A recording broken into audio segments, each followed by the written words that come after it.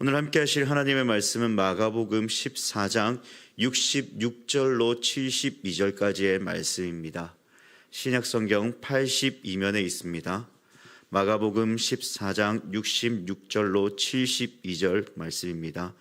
한 절씩 교독하시고 마지막 절은 같이 봉독해 올리도록 하겠습니다.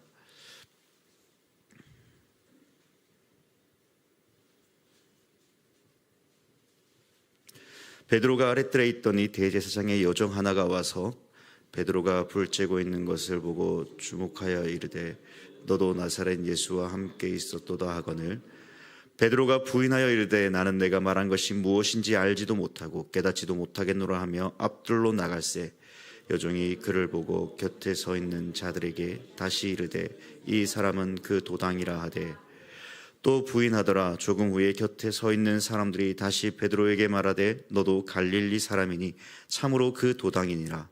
그러나 베드로가 저주하며 맹세하되 나는 너희가 말하는 이 사람을 알지 못하노라 하니. 같이 읽겠습니다. 닭이 곧 두 번째 울더라. 이에 베드로가 예수께서 자기에게 하신 말씀 곧 닭이 두 번 울기 전에 내가 세 번 나를 부인이라 하라 되어요. 그 일을 생각하고 울었더라. 아멘. 오늘은 후회의 눈물이라는 제목으로 함께 말씀을 나누도록 하겠습니다. 이 세상을 살아가며 얻은 지식을 이 철학과 엮어서 재미있게 전달하는 인문 크리에이터 중 한 사람인 이 노우티라는 사람이 있습니다. 이 사람이 책을 한 권 출판했는데 그 책의 제목이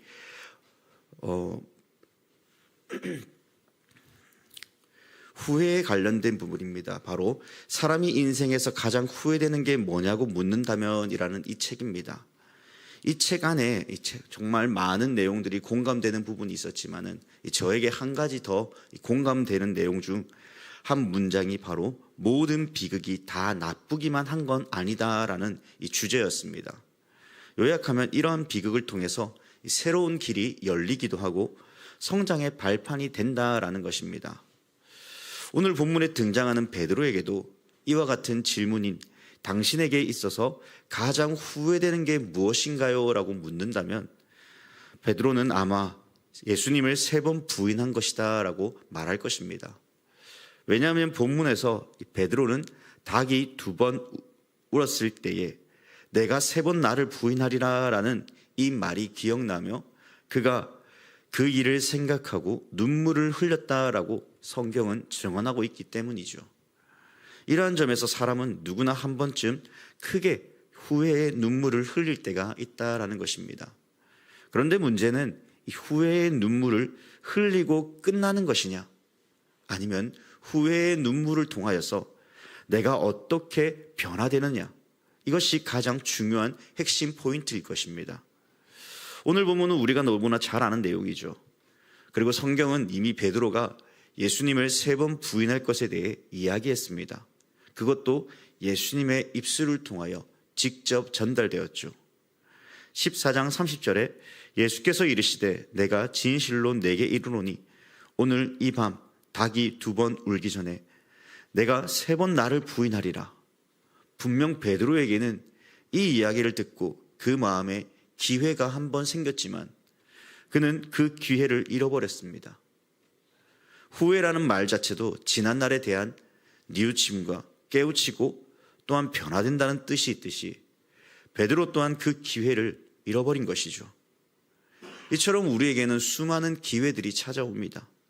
그리고 그 기회를 잃어버리고 후회하며 눈물을 흘리고 괴로워하며 마음 아파하죠.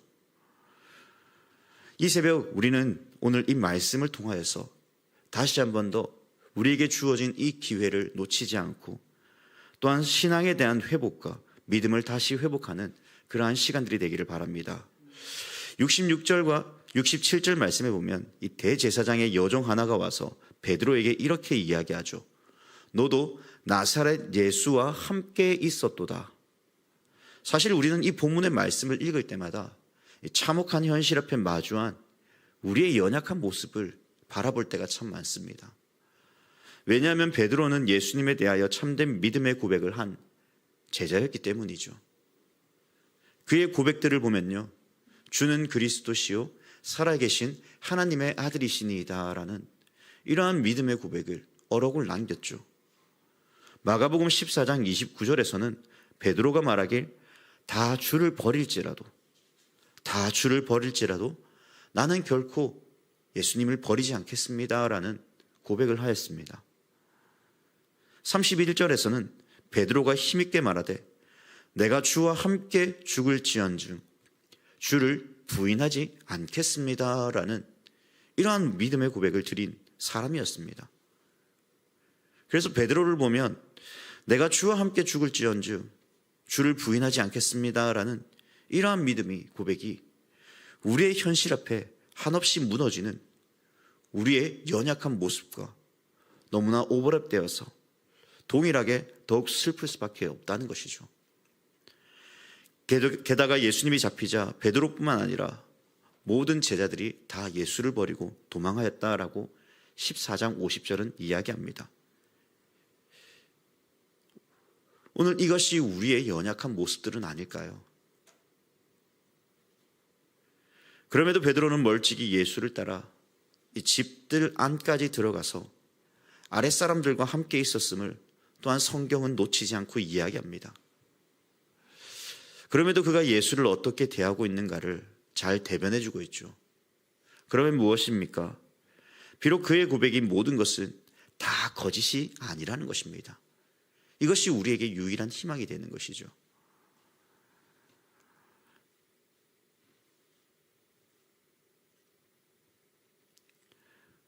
그가 예수님에 대하여 비록 후회의 일들을 남겼지만은 모두가 다 예수를 버릴지라도 나는 버리지 않겠습니다라는 이러한 믿음의 고백이 바로 오늘 예수가 잡혔을 때에 대제사장의 그 집들 안까지 들어가는 그 베드로의 믿음의 고백을 통하여서 그럼에도 우리에게는 이러한 기회와 또한 우리에게 주어진 일들에 대하여 어떻게 앞으로 나아갈 것인가에 대한 중요한 핵심 포인트가 나타나는 것이죠. 그러나 너무나 안타까운 것은 베드로에게 닥친 고난, 특별히 네가 예수와 함께 있었다라는 이러한 말들을 통하여서 그가 3번 부인하는 모습을 통해 아픔이 우리에게 찾아오죠. 68절 말씀에 베드로가 부인하여 이르되 나는 내가 말하는 것이 무엇인지 알지도 못하고 깨닫지도 못하겠노라 하며 앞들로 나아갔다라고 이야기합니다. 베드로는 예수님과의 관계성을 부인하죠. 그리고 알지도 깨닫지도 못하겠다라고 합니다. 지금 베드로가 하는 말들은요, 이 법률적 단어입니다. 그러한 형식의 내용들을 담고 있는 것입니다. 왜냐하면 나는 알지도 깨닫지도 못하겠다라는 말이 이 법정에서 사용되어지는 단어들이기 때문이죠. 그래서 예수님과의 관계에 있어서 나는 진짜 아무런 관계가 없다라는 것을 그가 더욱 명확하게 주장하고 있다는 것입니다. 그런데 더욱 놀라운 것은 그가 예수님을 강하게 부정하는 말을 내뱉음에도 불구하고 그의 행동은 밖으로 도망하거나 피하지 않고 앞들로 더욱 나아갔다는 것입니다. 14장 29절에서 그가 모든 사람이 다 예수를 떠나도 자신은 떠나지 않겠다라는 이 베드로의 고백이 이 진심이 담겨져 있는 모습입니다. 그럼에도 베드로에게 있어서 예수님에 대한 부인은 계속해서 이어지고 있다는 것이죠.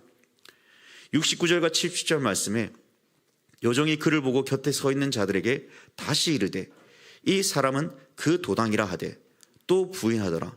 조금 후에 곁에 서 있는 사람들이 다시 베드로에게 말하되 너도 갈릴리 사람이니 참으로 그 도당이니라.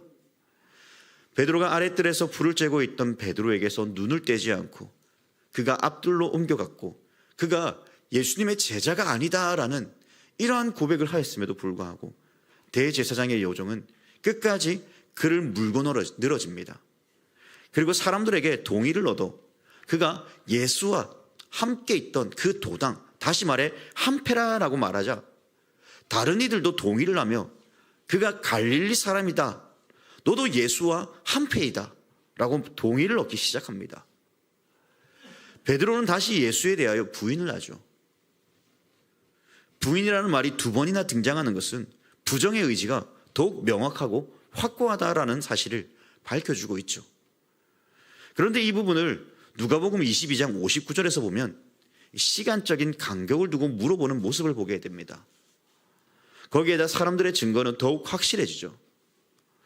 본문에서는 곁에 있는 사람들이다라고 70절은 이야기하지만요, 요한복음 18장 26절에서는요 직접 그 앞에 있었던 당사자의 친척이 나옵니다. 뭐라고 하냐면요, 이 사람이 누구인가를 더욱 명확하게 증거하는데 곁에 있던 사람들 중 한 사람이 베드로에게 귀를 잘린 사람의 친척이다라고 말을 하고 있기 때문입니다. 내가 그 사람과 함께 동산에 있는 것을 내가 보지 아니하였느냐라고 이야기합니다. 이제는 베드로는 자신이 부인했던 그 말에 대하여 명백히 밝혀지는 장면이죠. 피할 수 없습니다.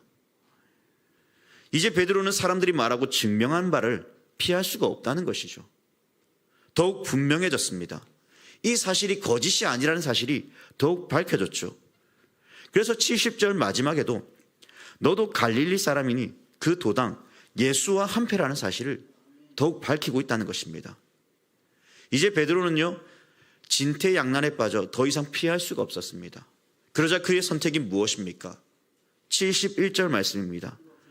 그러나 베드로가 저주하며 맹세하되 나는 너희가 말하는 이 사람을 알지 못하노라. 베드로가 저주하며 맹세하되 나는 너희가 말하는 이 사람을 알지 못하는도다. 많은 사람들이 자기를 알아보자 베드로의 선택은요 저주와 맹세로 예수를 부인하는 것입니다. 물론 여기에서 베드로가 저주하는 대상이 거짓을 말해야 하는 자신에 대하여 저주하는 것인지 아니면 예수님을 향하여 저주하는 것인지에 대한 분명한 뜻이 나타나 있지 않지만 그만큼 강한 어조로 예수님을 부인하고 있다라는 사실입니다. 예수님께서도 말씀하시길 분명 마태복음 5장 33절과 34절에서 거짓 맹세를 하지 말라고 예수님께서 경고하신 바가 있죠.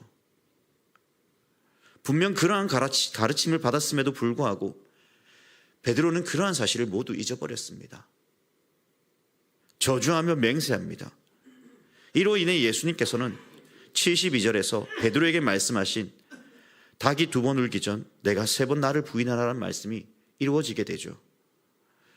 우리 또한 살아가면서 이 베드로와 별반 다른 인생을 살아가지 않습니다. 형편과 상황에 따라 예수님을 부인하기도 하고요. 멀리하기도 하며 나에게 어려움이 생기면 예수님을 원망하기도 합니다. 지금 나에게 주어진 환경들은 이루 말할 수 없는 참담한 현실을 겪고 있는 것 같기도 하고 어느 누구도 나를 알아주지 않는 것 같고 나의 형편이 예수님을 믿으면 나아질 것이다 라고 생각했지만 오히려 이전보다 더 좋지 않는 상황 가운데 있는 분들도 있기 때문이죠. 예수님을 믿으면 뭔가 다른 질 좋은 삶이 나에게 찾아올 줄 알았습니다. 그런데 변하지 않는 삶을 보니 진짜 하나님은 살아계신가? 예수님은 나와 함께 하시는가? 그렇게 느끼며 살아갈 때도 있다는 것이죠. 그럼에도 불구하고 아무것도 내 삶의 변화가 여러분 진짜 없을까요? 내 삶의 변화된 모습이 저와 여러분들에게 진짜 없나요? 여러분 잘 생각해 보시기 바랍니다. 하나님께서는 오늘을 살아갈 수 있는 그 은혜들을 우리에게 허락해 주셨습니다. 질병의 고통 가운데 있지만 육신의 연약한 가운데 있지만 새로운 하루를 우리에게 허락해 주셨습니다.